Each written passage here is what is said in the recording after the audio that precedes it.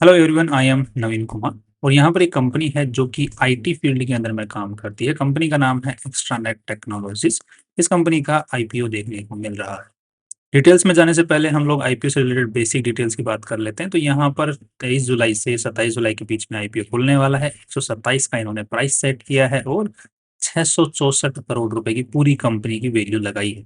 और 664 करोड़ रुपए की वैल्यू लगा करके 167 करोड़ रुपीज कंपनी उठा रही है और सारे पैसे कंपनी के पास में जा रहे हैं। और कंपनी उनका क्या इस्तेमाल करने वाली है, तो यहाँ पे बोल रहे हैं कि 22 करोड़ रुपए से तो ये अपना लोन कम करने वाले हैं। बाकी ये कैपिटल एक्सपेंडिचर नॉर्मली जो इस सिस्टम्स वगैरह हार्डवेयर वगैरह ये खरीदने वाले हैं, जो कि इनको आगे जो प्रोजेक्ट हैं उनको फिनिश करने में आसानी रहेगी। साथ में वर्किंग कैपिटल रिक्वायरमेंट में पैसा खर्च करने वाले हैं। अब आईटी जो सेक्टर है उससे कंपनी काम करती है, उसमें काम करती है, तो वहाँ पे मेन जो रिक्वायरमेंट है वो कैपिटल जो वर्किंग कैपिटल रिक्वायरमेंट है वहीं पूरी करने की मेन चीज होती है।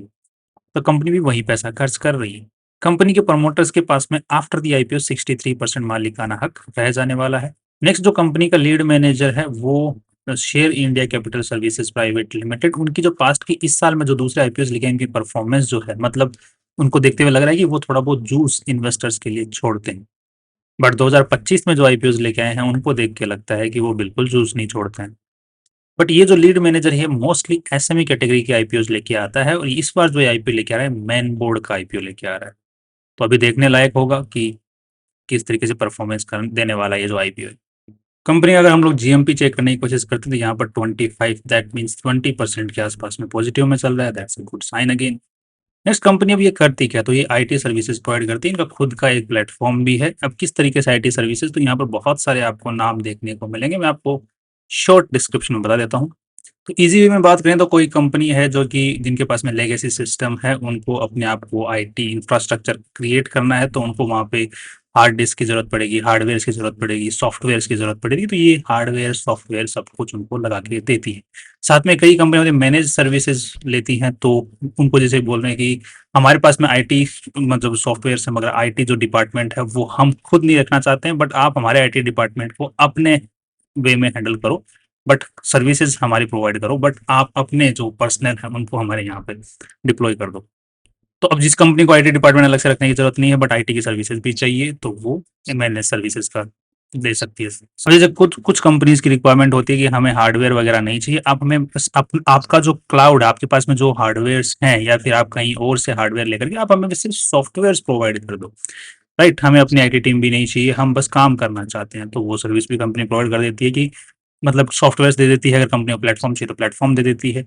साथ में एक अगर हम लोग बात में प्रोप्राइटरी प्लेटफॉर्म भी दे देती है। कंपनी बोल रही है कि हमें खुद का सॉफ्टवेयर भी नहीं चाहिए, हम चाहते हैं कि बस हमारा काम हो जाए, तो कंपनी ने अपने खुद के सॉफ्टवेयर भी बना रखे हैं जिनके अंदर लो कोड सॉफ्टवेयर या फिर जैसा क्लाइंट को चाहिए वैसा एक सॉफ्टवेयर बना के कंपनी अपने ही प्लेटफॉर्म के ऊपर में बना के दे देती है। तो जैसा क्लाइंट है, जैसी क्लाइंट की रिक्वायरमेंट है, उस तरीके की कंपनी सुविधा दे देती है। अब ऐसा तो है नहीं ये कंपनी अकेली है जो इस सेक्टर में काम कर रही, बहुत सारी कंपनियां हैं, तो कंपटीशन तो बहुत है। अब कंपनी का यहाँ पे जो रेवेन्यू आ रहा है वो sale of goods and sale of services से आ रहा है। सेल ऑफ गुड्स कंपनी को किसी जैसे पीएसयू कंपनी है, पीएस में सरकारी कंपनी है, उसने बोला कि हमें इस टाइप का एक सिस्टम बना करके दो, तो कंपनी हार्डवेयर वगैरह लगाती है। तो जो सेल कर रही है हार्डवेयर, वहां से जो कंपनी का गुड्स से रेवेन्यू आ रहा है वो वाला है पॉइंट ऑफ टाइम, मतलब एक टाइम के लिए या फिर ओवर द टाइम। सर्विस वाला जो है वो मंथली या फिर ईयरली जो कंपनी का सब्सक्रिप्शन सिस्टम होता है वो उस कंपनी सर्विसेज से कमाती है। आज के दिन कंपनी जो है सरकारी और नॉन सरकारी दोनों ही टाइप की कंपनियों को अपनी सर्विसेज आज के दिन दे रही है, इनडायरेक्टली वे और डायरेक्ट वे के अंदर में, जिनका आप लोग यहाँ पर क्लाइंट्स का कंपनी के नाम देख सकते हैं। और जो ऑर्डर बुक है उस पर्टिकुलर क्लाइंट से वो भी आप लोग यहाँ पर देख सकते हैं। और काफी भारी भारी नाम आपको यहाँ पर देखने को मिल रहे होंगे। अब कंपनी का सरकारी और प्राइवेट से जो दोनों से रेवेन्यू आता है वो 50-50% है। अगेन बैलेंस्ड चीज देखने को मिल रही है। कंपनी का आज के दिन जो रेवेन्यू आ रहा है वो इंडिया से ही आ रहा है, मोस्टली महाराष्ट्र एंड मध्य प्रदेश। ना जब सरकारी का नाम आ जाता है जो हम लोग एनालिसिस करते हैं, तो वहां पर एक चीज देखने को मिलती है, ट्रेड रिसीवेबल्स की पेमेंट टाइम पर नहीं आता है। तो इस कंपनी के साथ में भी जो कैश फ्लो वाली दिक्कत देखने को मिल रही है, तो उसको चेक कर लेते हैं। तो उसके लिए हम लोग बैलेंस शीट और पीएनएल को देख लेते हैं। उससे पहले ये बता देता हूँ कि कंपनी का जो लोगो है, जो नाम है, वो आज के दिन रजिस्टर्ड है। बाकी कंपनी का जो नाम है वो सुखबीर सिंह जो है, राइट, कंपनी के जो प्रमोटर हैं उनके नाम पे भी है अंडर डिफरेंट क्लासेस। अब यहाँ पे आपको देखने को मिल रहा है कि एक्स्ट्रा नेट जो है क्लास 9 के अंदर में, तो कंपनी के नाम पे बट जो एक्स्ट्रा नेट क्लास 42 के अंडर में जो है सुखबीर सिंह के नाम पे, बट अल्टीमेटली कंपनी का नाम जो है वो रजिस्टर्ड। अब कंपनी की बैलेंस शीट को देखते हैं, टोटल मिला के कंपनी की बैलेंस शीट की साइज आज के दिन जो है वो 341 करोड़ की देखने को मिल रही है, और इन्वेस्टर्स का पैसा है that is around 135 crore rupees. इसके हिसाब से अगर हम लोग ट्रेड्स पेएबल इन चीजों को भी कंसिडर कर लेते हैं तो कंपनी का जो डेट टू इक्विटी रेशियो है before the IPO is not good, but after the IPO debt to equity ratio काफी हद तक सुधर जाएगा और फेवरेबल हो जाएगा कंपनी के। नेक्स्ट कंपनी के जो रेवेन्यूज हैं तो यहाँ पर 233, 276, तो लगभग 20-25% के आसपास का इंक्रीज है रेवेन्यू के अंदर में। फिर यहाँ पर 270 से 366, लगभग 35-40% का इंक्रीज देखने को मिल रहा है। अगेन नेट प्रॉफिट की अगर हम लोग तरफ जाते हैं तो यहाँ पर जो रेवेन्यू नेट प्रॉफिट इंक्रीज है तो यहाँ पर तो 3 गुना हो गया, और यहाँ पर लगभग इस साल जो है 30% से रेवेन्यू इंक्रीज हुआ, नेट प्रॉफिट इंक्रीज हुआ है। It's again great. अब कंपनी के कंपटीशन के अंदर में एक कंपनी का नाम डाइकॉन सिस्टम यहाँ पर देखने को मिला, कोफोर्ज तो जो कि काफी बड़ी कंपनी है, ऑब्वियसली सिल्वर टच टेक्नोलॉजीज तो सिमिलर सा ही काम करती है। और ध्यान रखिए कि इस चीज को यहाँ पर हम लोग को पर्सपेक्टिव में लेना पड़ेगा कि जो आईटी कंपनियां, आईटी सेक्टर है वो एक बहुत ही खतरनाक फेज से भी गुजर रहा है बिकॉज ऑफ द एआई। अब वो किस तरीके से बाहर निकल के आने वाला है, एज ए विनर यहाँ से निकल के आएगा कि नहीं निकल के आएगा, तो वो साल 2 साल 3 साल में हमें पता चलेगा। सो अभी एक इस टाइप की जो कंपनियां हैं उसको भी मार्केट जो है लो पी के ऊपर वैल्यू कर रहा है। अगर आप लोग आईटी सर्विसेज को, टीसीएस को देख लो जो कि कहाँ पे चलती थी आज के दिन, लगभग जो उनका हाई बना हुआ है वहां से 30-40% नीचे पड़ी हुई है। विप्रो देख लो, इन्फोसिस देख लो, बड़ी बड़ी कंपनियां नीचे पड़ी हुई हैं। इस तरीके से दूसरी जो कंपनियां आईटी सर्विसेज में वो भी नीचे ही है, बिकॉज मार्केट को समझ में नहीं आ रहा कि एआई कितना डिसरप्शन करने वाला है, किस तरीके से करने वाला है, और ये कंपनियां अपने आप को कहाँ पोजीशन करने वाली। अब डायनाकॉन्स को अगर देखते हैं तो यहाँ पर 18 का पी रेशियो चल रहा है, सिल्वर टच का 70 का चल रहा है। एक चीज और देख लेते हैं सिल्वर टच के अंदर में, ये 70 के आसपास का चल रहा है।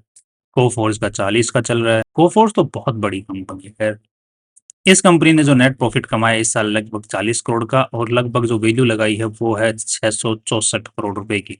तो 16-17 का पी रेशियो यहाँ पर देखने को मिल रहा है जो कि कंपेरेटिवली अच्छा है। दूसरा इस ये जो कंपनी है पीएसयू सेक्टर, ये सरकारी कंपनियों से रिलेटेड भी काम करती है, तो वहाँ पे कैश फ्लो का दिक्कत हो सकता है। तो क्या इसमें भी कैश फ्लो का दिक्कत है?